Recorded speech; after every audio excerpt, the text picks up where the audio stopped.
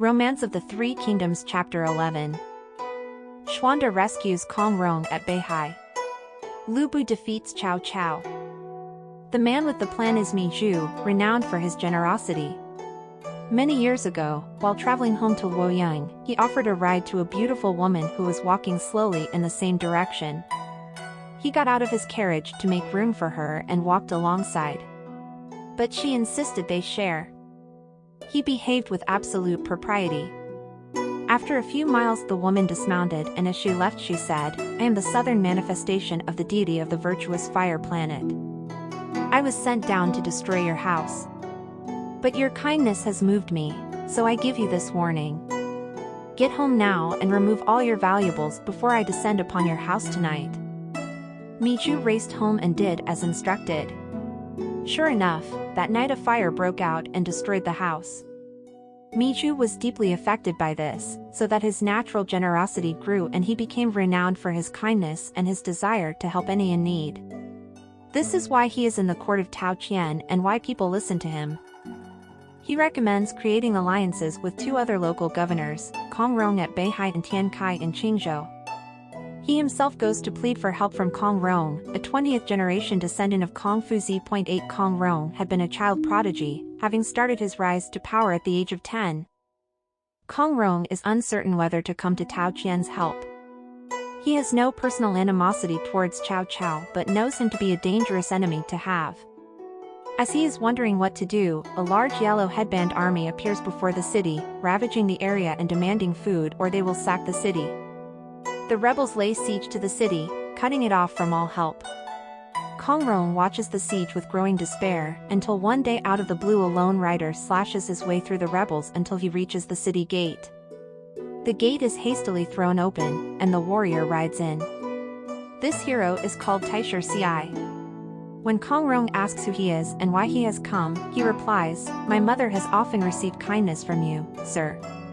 When she heard of the siege she immediately ordered me to come to your aid. This is her way of saying thank you. So here I am." He is just what Kong Rong needs. While Taisher Ci wants to take a force of 1,000 men and attack the rebels, Kong Rong has a better idea. "I hear that Xuanda is a great hero and not far away. If we can get a message to him he could come to our help." "Write the letter, sir," says Taisher Ci, "and I'll take it to him immediately." As he charges out of the city and races towards Xuanda at his base at Pingyuan, the rebels chase after him.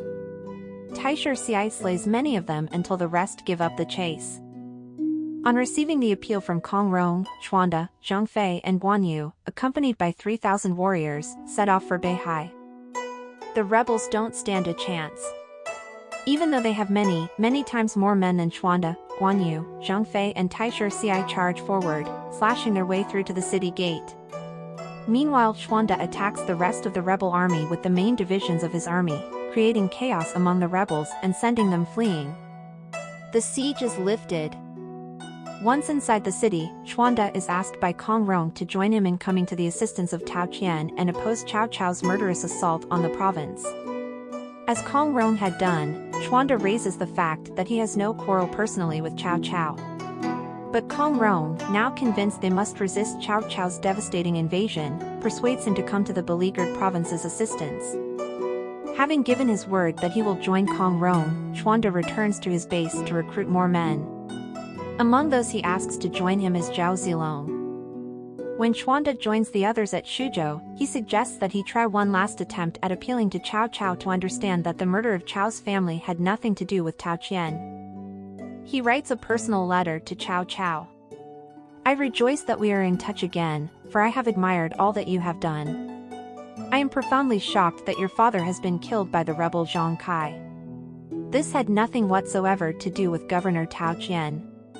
With rebels rising on all sides, and henchmen of Dong Zhuo controlling the court, surely the sensible thing would be for all loyal supporters of the Han to unite. Let us place the needs of the Han before personal quests.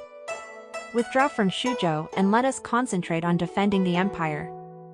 But when the letter is delivered to Cao Cao, he roars with anger, executes the messenger and orders a full-out attack on the city. It is at exactly this time that a messenger comes to Cao Cao bearing terrible news. Lu Bu, in league with various rebels, has attacked Yanzhou and seized most of Cao Cao's own province. Deeply troubled that he is about to lose his only base, Cao Cao agrees to respond to Xuanda's letter. Leaving for Yanzhou, he abandons the siege. In honor of the success that Xuanda has appeared to achieve in removing Cao Cao from the area, Tao Qian twice offers him the governorship of Shuzhou. Twice he refuses, concerned that people will believe he had manipulated the situation to his own advantage. As Cao Cao races back to Yanzhou, he is informed that Lu Bu's army has grown hugely and is now a serious threat. But Cao Cao dismisses this and in so doing gravely underestimates the danger. It is near Puyang that the two armies meet. When Cao Cao attacks, Lu Bu's men easily drive off the enemy. Then Cao Cao leads a night attack on Lu Bu's camp. While at first this night attack is successful, it is driven off by a concerted defense by all Lu Bu's generals. So determined is this counterattack that Cao Cao's attack collapses, and his men flee. Cao Cao is forced to try to escape, but every way he turns he is confronted by Lu Bu's men. Trapped, he cries out, "Who will come and save me?" Gallant Dian Wei responds. Dismounting and arming himself with throwing axes, he advances on foot, telling his followers to shout when the enemy soldiers are within 10 paces of him. The shout goes up, 10 paces, sir, to which Dian Wei replies that they must now tell him when the enemy is within 5 paces. 5 paces, sir, cry his desperate followers, and at this point Dian Wei hurls the hand axes left and right, killing all those attacking him. So ferocious is Dian Wei's attack that he breaks the enemy assault and is just able to rescue Cao Cao. But their troubles are not over. Just as they struggle back to their camp, a shout of triumph is heard. "Cao, you bastard, stop!" It is Lu Bu. Exhausted, Cao's men are ready to cut and run. Is this the end of Cao Cao? Let's find out.